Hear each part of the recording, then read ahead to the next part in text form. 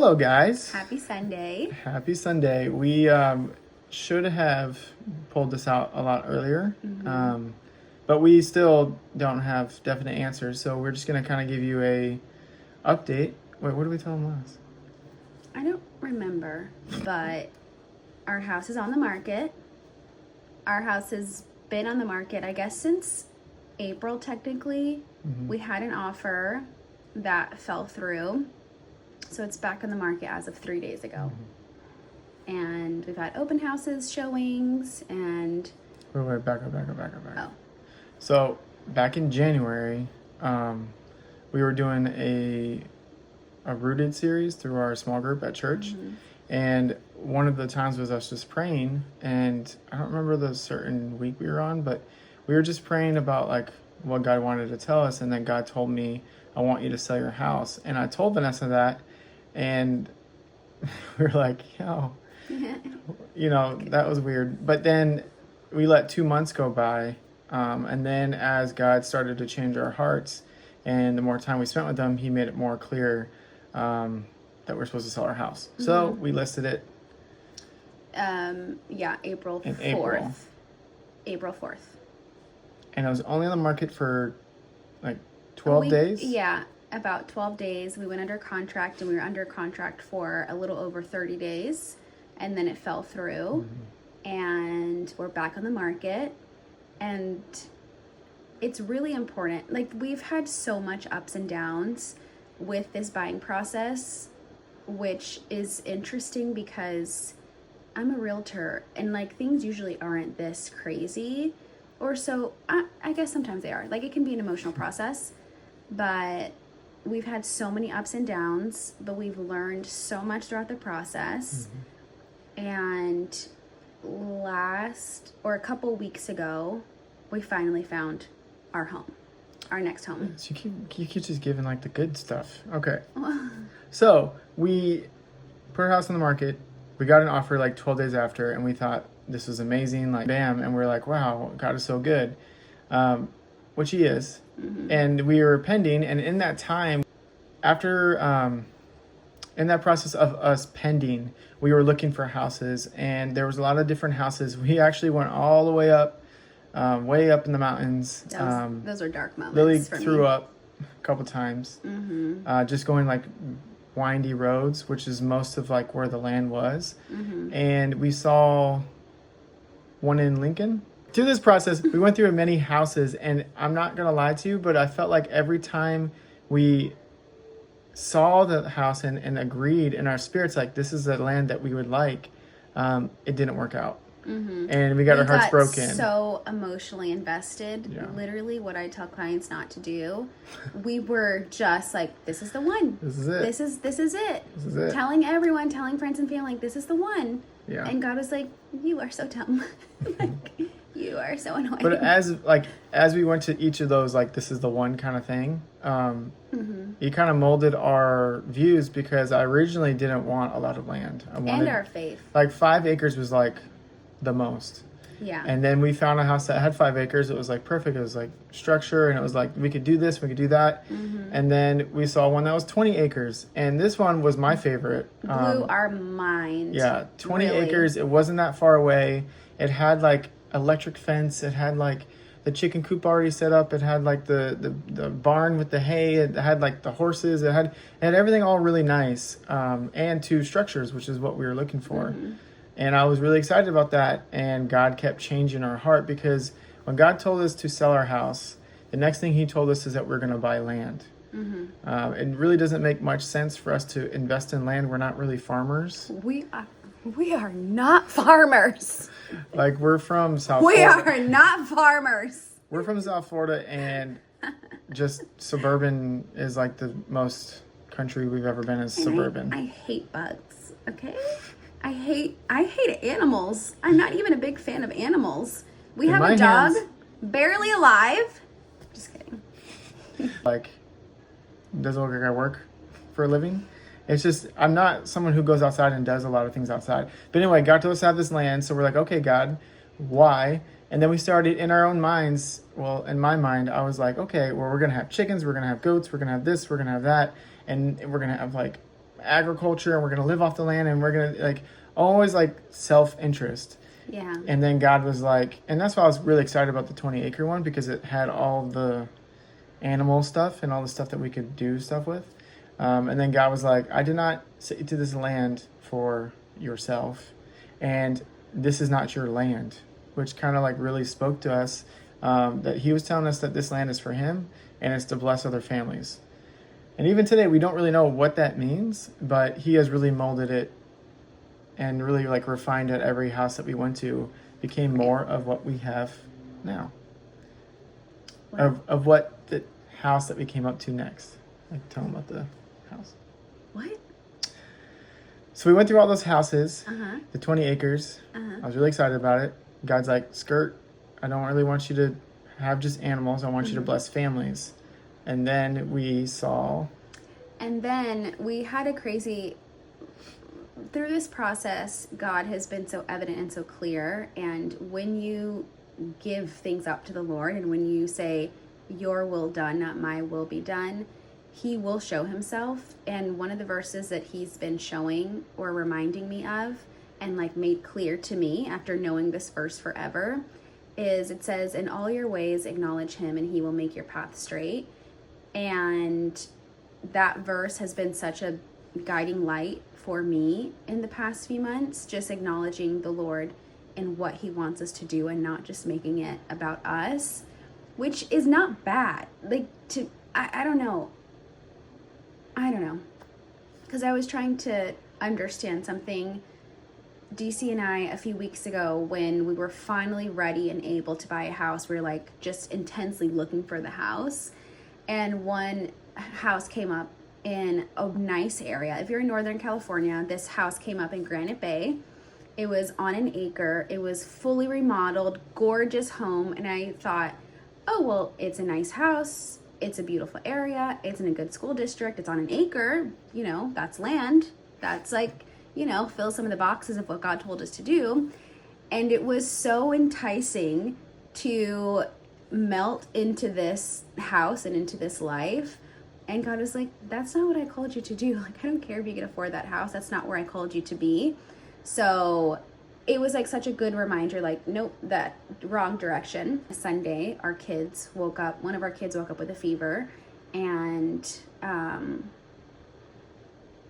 we decided to stay home and to take a Sabbath. And the Thursday before that Sunday, God had reminded me, as I was looking at a book, that I said, like, we're taking part of Sabbath. You know, the little kid book that I have with the kids, I write, like, the things that they do as a family. And it said, like, we finally submitted to Sabbath. And it had been months since we had done Sabbath in our home, and we were in such a good, roll of it. For non-church people, Sabbath is just kind of like a rest day. A rest day. It's not like a religious thing. It's like God rested when he created the world, so. Right, if God can rest after creating the world, we can rest from our week. So anyway, our pastor gave a great message, and then, and we were home for it. And then during the 11:30 service, he decided not to give his message because the Holy Spirit just took over the service. And a lot of the things that DC and I were talking about, he spoke.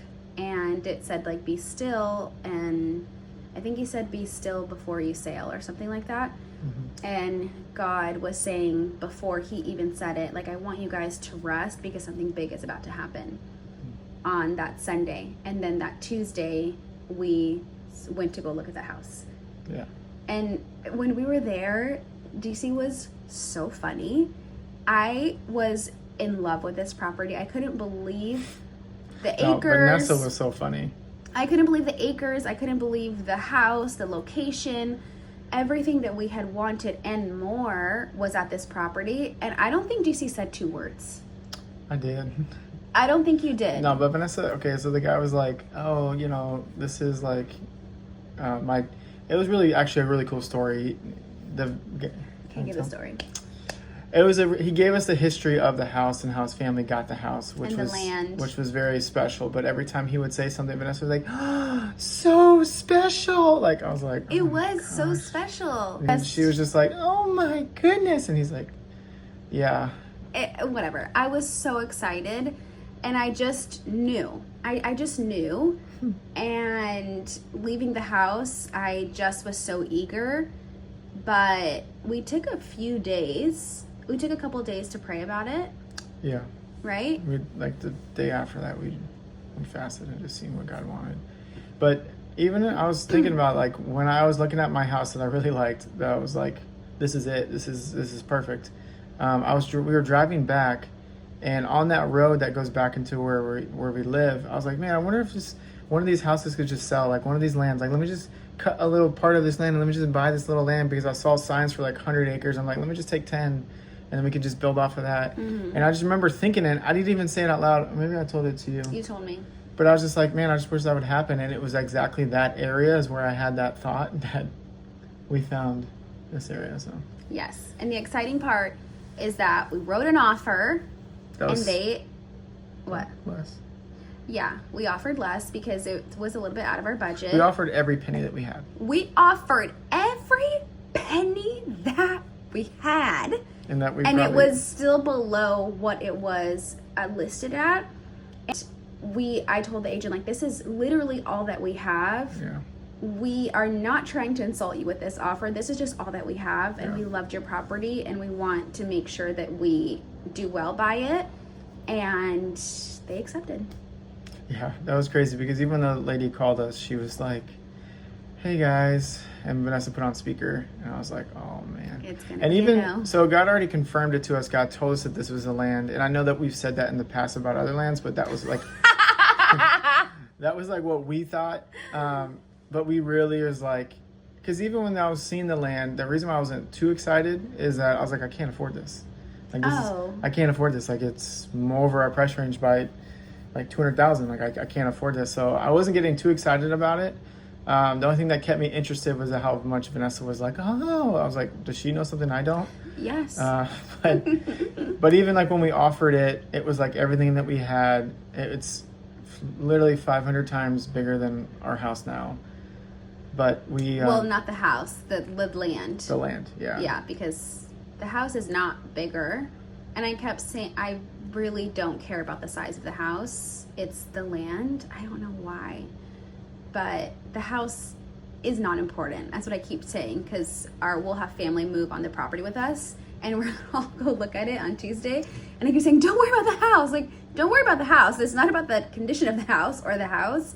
It's the land. And I don't know why that's so important, but I'm assuming that importance comes from God, because I'm not a land girl, but I just can't wait to live there. So yeah, and I wish you could tell us why, so I could start planning now. But God has a way of just saying, no, you need to abide in me every step, and everything you need to trust me, because we don't know what we're going to do with this land.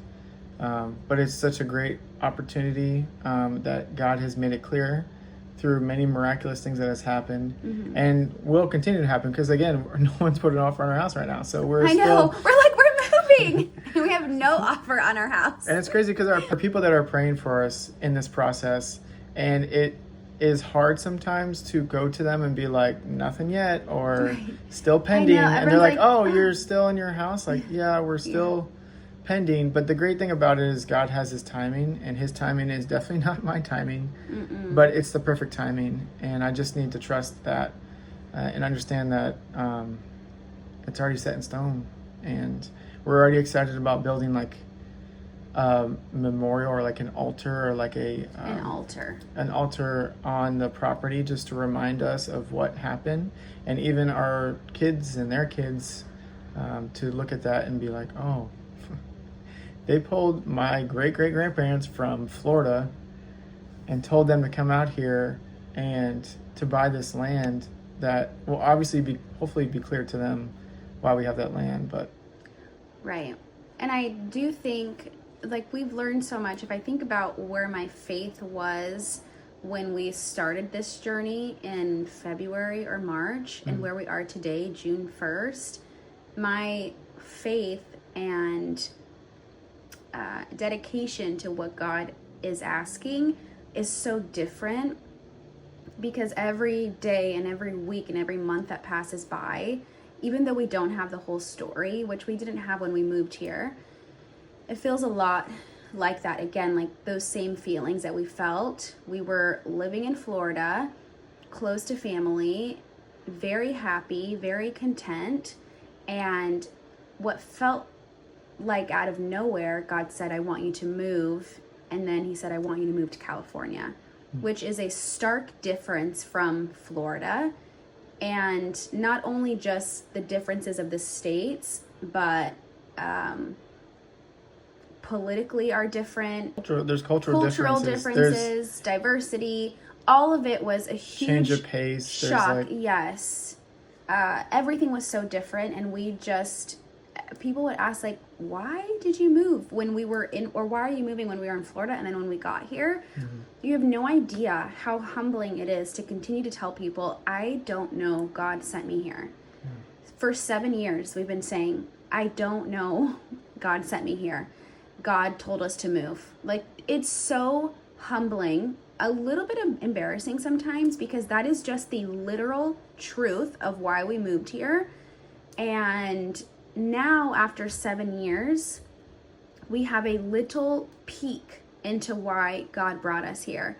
I wish it was instant, that when we moved here, we had this big calling and we just knew, but we didn't. And we needed that time to grow, and we still need more time to grow, because we are still not, like, we haven't arrived anywhere, but I can see God trusting us with a little bit more and a little bit more and a little bit more. And it's just how obedience works. Like, we don't have, God doesn't have to say why. He doesn't owe us anything. He just has to speak, and we're supposed to obey. Like, that's it. And So, I definitely struggled with that for a while. I would meet with my pastor and just, like, be honest with him. Like, I could be doing everything that I'm doing now in Florida. I'd be making a lot less money, but we were okay with not making the money that we make now. we really were. Like, We were okay. I was serving in church. I was doing youth group. I playing sports. I was involved in community. Like, everything that I was doing here, I was doing over there. So I'm like, well, maybe it's particular kids that are here and that are not over there. I just couldn't figure it out in my head. And some of it was very discouraging. And I think I let the enemy kind of get to my head, like, oh, you made a mistake, or you shouldn't have been here, or, you know, you just followed money or whatever. Like, You thought we made a mistake? no, just I feel like the enemy would lie to me Okay. about that. Like, obviously, I know it was clear because he confirmed it in many different ways. And can we put their videos of, like, can you find the videos of, like, when we thought, and then what we were thinking, and then us moving, and then so they can see I don't know. our I journey? deleted all of our videos off of YouTube. I can try to link the videos. It'd be cool because it's, you know, 9 years ago, I think, when we first got the calling, 8 years ago. Vanessa and I, our heart posture right now is we don't know what's going to happen. We're honored that God is speaking to us, because I feel like God does speak to us and we just don't listen. But when God is speaking to us, particularly that we feel like we're in his plan, that is like the safest, most comfortable place to be. And if you look at it outside of it, like my coworkers are like, you're doing what? Like, you cannot. Like, it's just crazy how God picks us. The most unlikely. Bougie. No. You're not bougie. Just the most unlikely. The most yeah. The most, like, unqualified. Yeah. Yeah. That's what I got. So hopefully we can do our next video in our new land. No, we should be making videos once a week. So we'll be here next week, Okay. probably. But, like, who wouldn't want to live here? Look at this, guys. Like, how If beautiful. you know anybody in that Lincoln area, they're messing with the sprinklers. David and Bella right there. Oh, the kids. It's just so beautiful. I really have loved our home. I really have. Oh my gosh, God bless you. So anyways, we Sorry we rambled a lot. We wanted to give you... You're going to cut all that? You're going to edit? Not all of it, but some of it, yes. Like. It's just a crazy journey, and I'm glad that we have you guys to share it with, and for us to just be able to go back and look at it, because so many times did God answer prayers, and then you're complaining about the next thing. like 2 minutes later.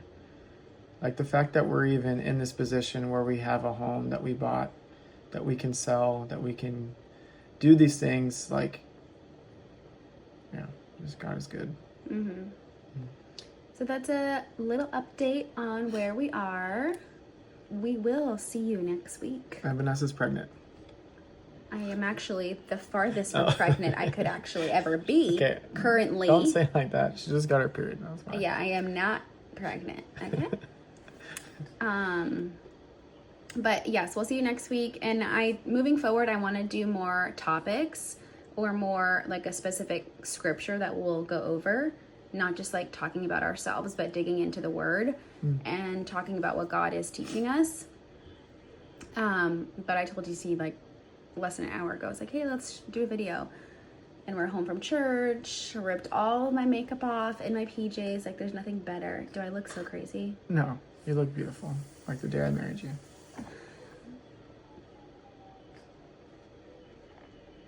It's true. Vanessa calls me an easy husband. I do. Explain yourself. You're just like so easy to be married to. Oh, she's using it as a compliment, but it is a compliment. Makes me sound... What? Easy sexually? Oh, what? Wait, what's wrong with easy? Well, I am easy sexually. You are very easy. Anyway. No, but I'm saying you're... Just stop. Just stop. I'm saying you're easy to be married to. You are. He doesn't like when I say that, so you're just an easy husband. And I know you can't say the same thing to me. You are easy. No, in every aspect, that is not true. Stop it. Anyways, we love you guys. Thank you for watching, and we'll see you next week. Next week. What? I didn't know what you were gonna do. Bye. Bye.